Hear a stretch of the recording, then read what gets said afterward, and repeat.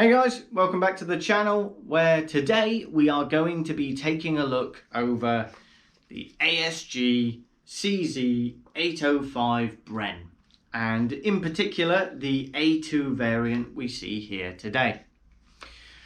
So, side note, as you'd expect, there is an A1 variant available as well from certain retailers, and that just has the extended barrel that the real steel A1 version has as well.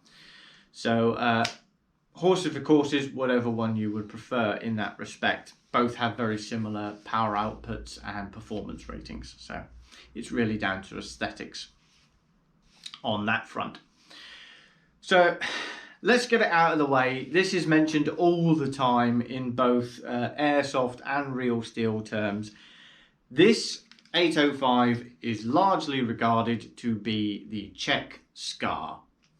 And I think it's very obvious to see where that comparison comes from. Both weapons share a very similar silhouette in terms of form and functionality. They're very similar. Real steel wise, they actually share a lot of internal components as well. So, and I hazard a guess that that's similar in the airsoft versions as well. So, let's make our way through the rifle, and we can talk about individual aspects of the gun as we go. And as ever, let's start up at the front. So, as you'd expect, we are presented with a 14mm counterclockwise thread. So any suppressor, any tracer, any flash hider you would like to install is entirely plausible. At this point, you'd expect no less from a lot of airsoft manufacturers.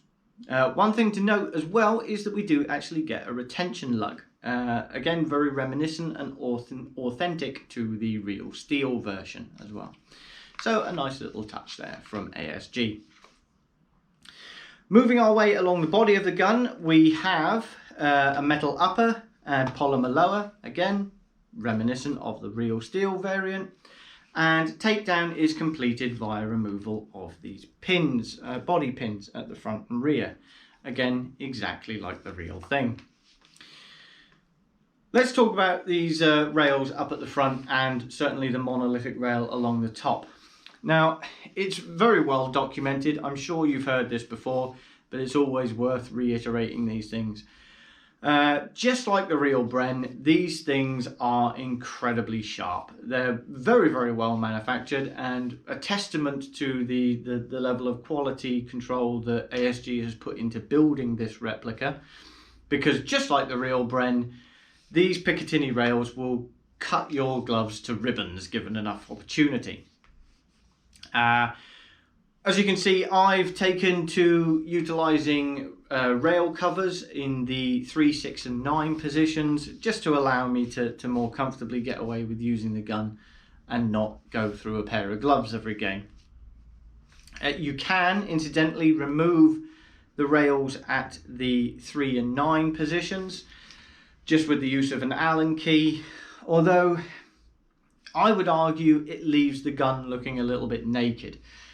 It's obviously an aesthetics thing, and entirely up to you guys, but I personally prefer the rails, and it gives it a more chunky and usable feel. Working our way back along the receiver, we are presented with all the official stamps and trademarks that you'd expect, even down to the really weird warning label, which apparently is truly authentic for the real Bren as well. The reciprocating charging handle, obviously, as this is a non-blowback variant, this doesn't actually reciprocate during use, and is purely there, as you'd expect, to give us access to our hop-up adjustment. It also doesn't retain position, which is unfortunate. It might have been a nice feature to actually draw it all the way back and lock it into place, but unfortunately that is not the case on this. And the what you'd hope would be a bolt release is non-functional, but it is spring-loaded, weirdly. So they've put some thought into it for no apparent reason at all. Not that it's worth noting, the real CZ Bren actually has a bolt release function. You simply have to pull the charging handle back ever so slightly more and then it springs forward. In something I can only akin to sort of like the petrol cover on your car when you push it in and it springs out. Probably a bad analogy, but there we go. The magwell. The magwell, oh dear. This is insanely large for its purpose and incredibly shallow as well. I'm not sure whether the same issue applies to the real steel variant, but certainly in terms of this airsoft, and you'll have to excuse this magazine making all this noise, it does have BBs priorly loaded. As you can see, the magwell is actually incredibly large, but not that deep. And what you get is a magazine that, although it sits and seats, is able to wobble an insane amount within the magwell. I've got to say, during a game day, all that movement becomes a bit annoying for me. You find yourself wanting to, certainly when you're attempting to become a bit more mobile with the gun, sort of bring your hand back and clamp it with the rear of your hand slightly just to stop it waving about. And the BBs are bad enough anyway in terms of noise, but certainly that's the case with the standard magazine you get with the Bren. Now obviously, as this is the European version, these actually are capable of running your standard sort of AR magazines or Stanang mags. I do believe and have heard that our friends over the pond in America get a slightly different version that doesn't run the Stanang mag. I don't know why you would want that, but that's the case anyway. As you can see, I've got a sort of Bogo standard cheap G&G magazine here as well, and that loads and feeds perfectly fine. I've gone through a couple of different like Aries magazines and stuff as well, and I can confirm that everything seats properly and feeds fine. Interestingly enough, the G&G doesn't actually suffer with as much wobble as the real Bren magazine, although it is one of the few, and it still does wobble around a little bit. Now, in terms of the controls, again, I can't argue with the level of authenticity on this front. ASG have been very precise in making this a true to form replica, so to speak. And as such, all the fire controls and the mag release, etc. are in exactly the right place for the real steel variant. The problem being that even on the real steel variant, that's not necessarily a good thing. As you can see, with the angle of the magazine, I've not got small hands, but I wouldn't say I have massive bear mitts either. But I'm actually incapable of touching the mag release without shifting my grip quite extensively. It is ambidextrous, so you can sort of come in from the other side and withdraw the magazine using your left hand. Probably the more viable option, I would say. In terms of the fire selector, it's a very short throw, which is nice. Very easy to track down. It's a tiny bit stiff and can actually prove a little bit difficult to actuate.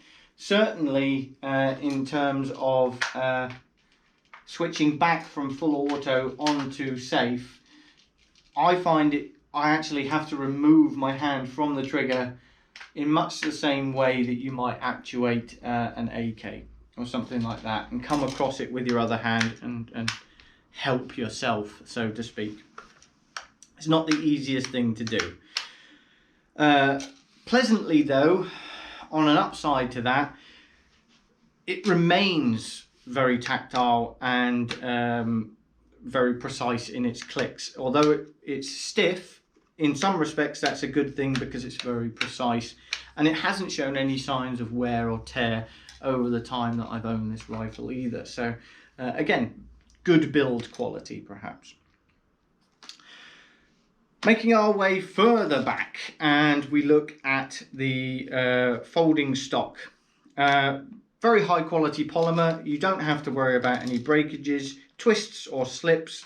It is obviously retractable into several different length positions, as you can see, and they're all numbered as well. I wouldn't say it's the best looking stock in the world. That's obviously a matter of personal preference, but yeah, for me it's not the greatest looking thing. Very functional though, and again, I can't argue with the authenticity. It is as you would expect it to be on the real Bren. In terms of operating it with the stock folded, you'll chafe your hands to bits if it's in the first position. You can arguably draw it out to full length and it becomes a bit more usable, but again, personal preference. I would say if you're looking to run it with the stock folded and you don't necessarily want the stock at all times, I would actually just remove it, which is entirely plausible, because with just the press of the button you can actually pull the stock upwards and just leave the rear accessed like that. In terms of battery space, because obviously we are now at this point of the gun, removal of the body pin will actually give you access. All of this assembly will slide down, give you access to not only the battery but the quick change spring as well, and it is a true quick change spring. Battery space is not phenomenal, and I will remove the body pin and show you. Much like an AK, the battery space is limited to sitting basically above the gearbox. Excuse me while I pull that down. A little bit stiff. But as you can see, we have the true quick change spring and the wiring and the battery space, and it just protrudes in along the top there above the gearbox and hop up, etc. Now my problem not comes in the length. You can get away with the length. It's a much like an AK battery, you can fit a full length stick in there. You will however want to go for a slightly shorter stick, and that's because to return the stock to its position, as you can see, we have to have the wiring pushed right into the remaining chasm, if you like. Otherwise this just won't close, or your worst case scenario, you'll pinch the wiring and completely expose the wires and maybe break something. Not ideal, I think you'll agree. So you'll want to go for a small battery. This does have a MOSFET, so you are capable of actually running an 11.1 or equivalent if you want to go slightly lower powered. You will get a slightly better rate of fire with an 11.1 as well, but you might be challenged to find something that fits. There are a lot more options in the 7.4 and equivalent batteries that will fit in there no problem at all, but you will sacrifice some rate of fire for that. Performance wise, she's pushing out actually just shy of 300 FPS on 0.2 gram BBs, which oddly enough, for a comparison's sake, when you think of this being compared to the SCARs and what have you, you put it up against something like a Tokyo Marui SCAR, and pound for pound you're in the same courtyard there. So I've mixed two analogies together, well done. Yeah, so basically it's not the most powerful gun in the world, but it will do exactly what you need it to do out on the airsoft field. Range wise, it's because we're only putting out like I say, just shy of 300 FPS. The hop up isn't bad in it. Certainly it could perhaps do with a tighter barrel and what have you to really eke out some range in it, but as intended as an assault rifle, it is entirely viable as an option. So I would say if you are considering an 805 Bren, then look into batteries, try and get yourself the right 11.1, maximize the performance that this gun has to offer. Shop around, get yourself some nice magazines. As I say, the G&G ones, even the bog standard ones, have a better fitment than the standard Bren. You could look into G&G do some more high-end magazines as well, and other manufacturers. You may find one that fits even better than the G&G does. So yeah, that's been my look over the ASG CZ805 Bren. If it's been of any interest to you or any help to you in a potential purchase, then a like and a subscribe is always welcome, guys, and I'll see you in the next one. Thank you.